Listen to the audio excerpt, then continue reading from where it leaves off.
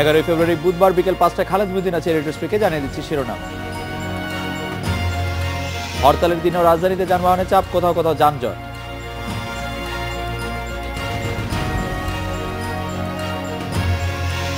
সাগরুনি হত্যার 3 বছর পরও নাগালের বাইরে খুনিরা, আদালত থেকে সময় নেওয়া হয়েছে 32 বার।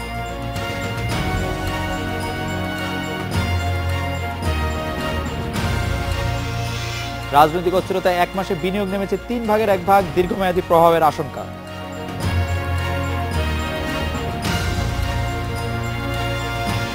সমুদ্র সীমা বিরোধ নিষ্পত্তির পর তেল গ্যাস অনুসন্ধানের মানচিত্র চূড়ান্ত, আগামী বছর আন্তর্জাতিক দরপত্র।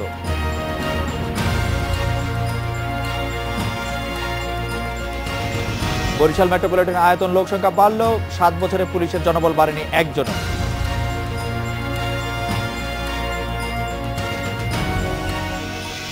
20 দলে টাকা হরতাল ও অবরোধ, রাজধানীর বিভিন্ন সড়কে যানবাহনের প্রবল চাপ, অনেক জায়গায় যানজট সৃষ্টি হচ্ছে।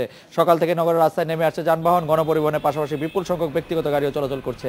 গাড়ির চাপ বেশি থাকায় সকাল 9টার পর থেকে সড়কগুলি যানজট তৈরি হয়। বিজয় সরণি, ফার্মগেট, কারণ বাজার, বনানী এলাকায় সড়কে যানজট তৈরি হয়। ট্রাফিক পুলিশ বলছে সকাল থেকে গাড়ির চাপ বেশি, তবে দুপুরের দিকে যান চলাচল স্বাভাবিক হয়ে আসে।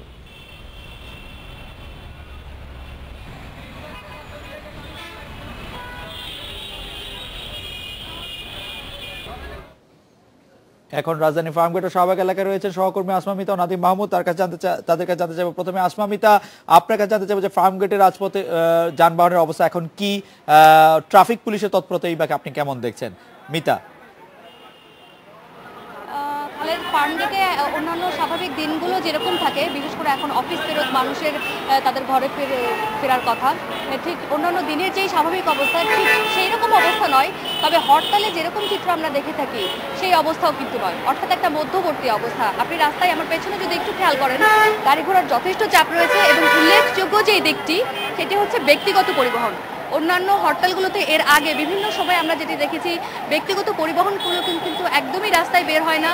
আমরা হয়তো অল্প কিছু সংখ্যক গণপরিবহন দেখে থাকি এবং এর বাইরে রিকশার যে প্রাচুর্য, রিকশা এবং অটোরিকশার তাদের যে প্রাধান্য থাকে সেটি লক্ষ্য করে থাকে এবং অনেক সময় দেখা যায় যে মূল সড়কগুলো দিয়েও সেই রিকশা চলাচল করতে দেখা যায়। সেই অবস্থা কিন্তু নয় খালেদ, বরং সেই তুলনায় আমি বলবো যে এই হরতালের মধ্যে একটা বিশেষ উল্লেখযোগ্য দিক আমরা দেখতে পাচ্ছি, বিশেষ করে আজকে যে ব্যক্তিগত গাড়ির যে আধিক্য, এবং সকাল থেকে আজকে আমরা বিভিন্ন সড়কে আসলে দেখেছি যে, এবং আপনি খবরেও বলছিলেন যে কোনো কোনো জায়গায় যানজটও তৈরি হতে দেখা গেছে। ফার্মগেটেও গত বেশ কিছুক্ষণ ধরে আমি এখানে আছি এবং এই একই জিনিস আমি দেখতে পাচ্ছি যে গাড়ি ঘোড়ার যথেষ্ট চাপ রয়েছে এবং কোনো কোনো ক্ষেত্রে আমি দেখতে পেয়েছি প্রায় 10 মিনিট 15 মিনিট ধরে সিগন্যাল মেনটেন করতে হচ্ছে। ট্রাফিক যিনি পুলিশ রয়েছেন তাকে বিশেষ তৎপরতায় সেগুলো বিন্যস্ত করতে হচ্ছে।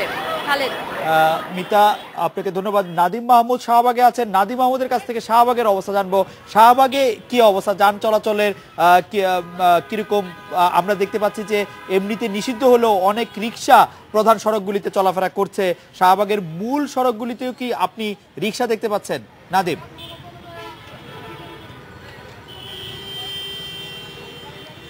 খালেদ, প্রায় প্রতিটি হরতাল কিংবা অবরোধের মধ্যেই প্রধান সড়কগুলোতে রিকশার আধিক্য দেখা যায়। আজও তার ব্যতিক্রম হয়নি। শাহবাগের প্রধান যে সড়ক রয়েছে, শাহবাগ মোড়ে যে 8টি সড়ক রয়েছে, এই 8টি সড়ক দিয়েই আপনার রিকশা চলাচল করছে। মূল সড়ক দিয়ে কারণ বাজারের দিকে, এদিকে মৎস্য ভবনের দিকে, বিশ্ববিদ্যালয়ের দিকে কিংবা কাটাবনের দিকে, এই 4টি দিকেই রিকশা চলাচল করছে এবং প্রচুর পরিমাণে আজকে গণপরিবহন লক্ষ্য করা যাচ্ছে।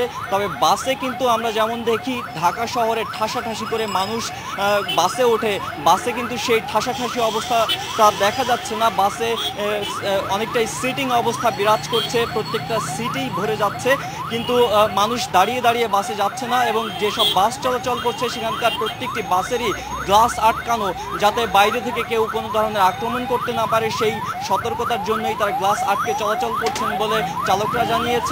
এবং আজকে এই হরতাল অবরোধের মধ্যে আরেকটি বিষয় বিশেষভাবে লক্ষণীয় যে এই হরতাল অবরোধের মধ্যে প্রচুর পরিমাণে ব্যক্তিগত গাড়ি, প্রাইভেট কার এবং দামি গাড়ি যেমন মার্সিডিজ বেঞ্জ, লেক্সাস সহ বিভিন্ন ব্র্যান্ডের গাড়িও আমরা চলাচল করতে দেখছি এবং এইসব গাড়ি কিন্তু নির্বিঘ্নে চলাচল করছে। এবং কয়েকজন মানুষের সঙ্গে পথচারী যারা গাড়িতে চড়ছেন তাদের সঙ্গে আমরা আলাপ করেছি, তারা জানিয়েছেন যে অবরোধ হরতাল এভাবে প্রতিদিনই চলছে এবং এর কোনো সীমারেখা নেই, তাহলে জীবন জীবন কি থেমে থাকবে? জীবন থেমে থাকার নয়, তাই তারা বাইরে বের হয়েছেন বাধ্য হয়ে। এবং মানুষের মনে কিন্তু একটা আতঙ্ক আছে এই বাইরে বের হওয়ার পরও, যে কখন যদি তারা হামলার মুখে পড়েন।